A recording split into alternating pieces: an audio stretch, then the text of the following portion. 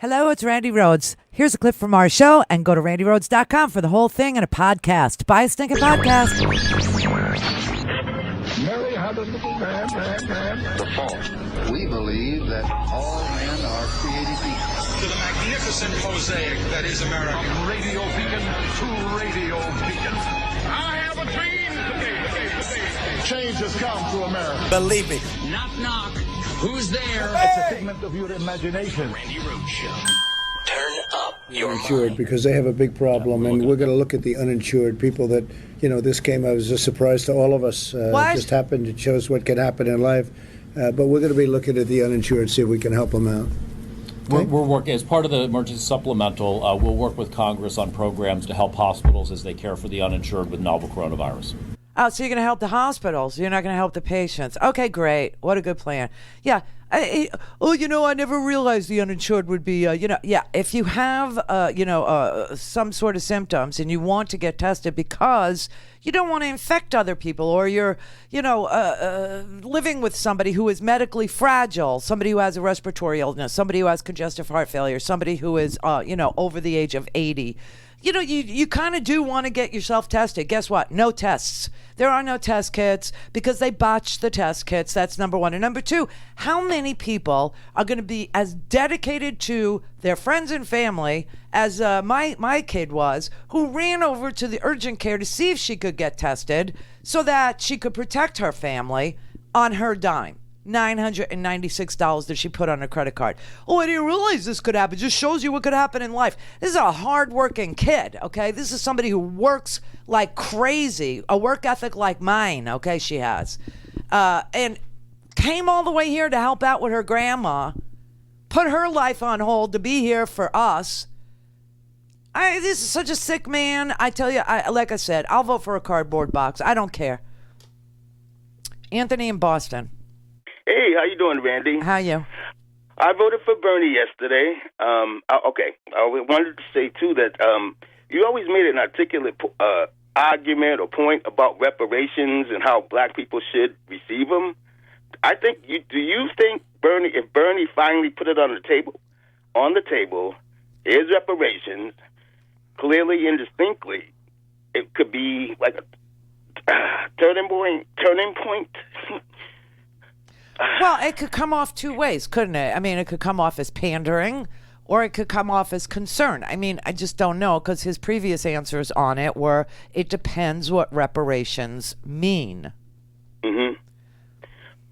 Well, I was thinking finally make an argument about the data that we have now for blacks and whites, the gap, and how the class gap is not really the gap that affects black people. Say that again. I said the class gap doesn't affect black people the same way as it does finally putting the reparations on the table. I don't follow you. Okay, if a black person has a lineage of slavery, pain, Jim Crow, and a white person who's in society now is worth more because they didn't go through that, finally dealing with the pain and the economic loss, I think wouldn't be a turning point. Oh, I'm so nervous, but anyway. I hear that. I just thought we got like a turning point, fam. So, like I said, it could come off one of two ways. It could come off as pandering for the black vote, or it could come off as, sincerely concerned. But the previous answer is it depends what reparations are, what that word means. So finally look at it. So that is what he said, and that's his position on it. And I mean, if you came out now after seeing that older African Americans are very loyal to Joe Biden, they're very pragmatic as well. They're a little afraid of big, bold change because they don't know if that proposition defeats Donald Trump. I think that's their main focus. I think that's why they're voting the way they are. They're playing it down the middle, and they also like Joe Biden. They have a bond with Joe. And so they're voting, what they feel in their hearts about who could win and who's too, what do you call it? Dangerous. Who's too... Yes. But I do think the revolution starts with young people. And I went to the polls yesterday. But they didn't show up in the same numbers. So that's a problem. Because, Yeah, look, let's just be honest here. Bernie's entire plan only succeeds if young voters show up. This is what he's banking on, the youth vote showing up for him. And it's and I see a 3% decrease in these Super Tuesday states. So what am I supposed to conclude about that? Yes. Well, anyway, it was nice talking to you. I'm sorry I was so nervous in the beginning. All right. Thank well, you next time, it'll be sloppy seconds. You'll be like used to me. Thank you, Andy. All right. Marty in Maine. Is this Marty? Yeah. Oh, sorry, I heard a buzz there. Thank you, Randy. You're welcome. You mentioned your workaholicness, yes. And I must say, I bow down before you with your research skills. It's truly amazing. Yeah. Your researching skills, your homework skills, it's really unbelievable. It's very annoying to my family, however, I have to say. Well, along those lines, yes. I'm hearing a couple of interesting sentiments. I'm in an interesting area here in Maine. I'm, maybe 45 minutes or so. Who the hell won Maine last night? I don't even know. I know that it's very tight. They're both 2 point. They're Biden and Bernie are 2 points apart. Yeah, I haven't checked. That's where I left off. I have not followed up on that. I voted.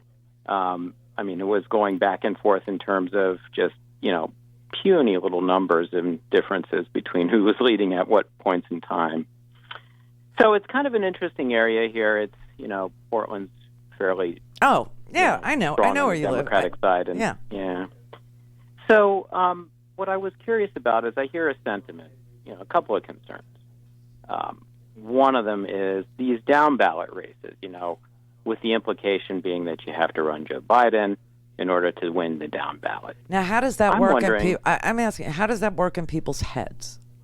That's exactly what I want to get at with you, because I'd like to know what we know about the actual facts of what happened in 2016 and these various races for the House that, the likes of Claire McCaskill like to discuss and say, well, who's all those places if we run a progressive at the top of the ticket? Why? How does that work? Right, and I'm just because wondering what I'm thinking, just to mm-hmm. think out loud, it's easier, I think, for a Biden voter to vote for, I don't know, a Jeff Sessions, let's say, than it would be for a Bernie voter to vote for a Jeff Sessions. So I don't even get how that became a thing. I don't even understand how that. And I will say that Biden, if Biden is at the top of the ticket, there are a lot of Bernie voters who will be just as dumb as they were in 2016 and just as stubborn and will stay home. And so that gives a chance for the down ballot candidates to have more Republicans showing up in the general and voting for them because the Bernie voters will stay home. So I don't know how this works in people's heads and why people are saying that to me, but I hear that all the time about the down ballot, and I don't get where that came from or how that makes sense. Right. So I guess from sort of a historical basis here in the 2016 elections, I'm wondering if we know for those seats that supposedly turn, number one, were there primaries involved in those states that had a progressive running against the candidate that ultimately won on the Democratic side, thus helping turn the House? Number two, where could a progressive have won in the alternative? See, and I think that this is a mistake. I think thinking this way is a huge mistake. I think the reason why Democrats won back the House is because they hate Trump. They saw babies being separated from their parents. They saw babies in cages. They understood that Trump was a lunatic. They understood that he was a liar. And they got so disgusted that they voted. These were, middle of the road people that just said, I'm getting rid of him. I'm going to have a check on this man. This man needs to be looked into. We want his tax returns. We want to know what in the world he's thinking when he separates women and children. It looks very fascist to me. It feels un-American to me. Mm-hmm. So I don't think it had anything to do with it had to do with who was on the ballot that wasn't, a Republican.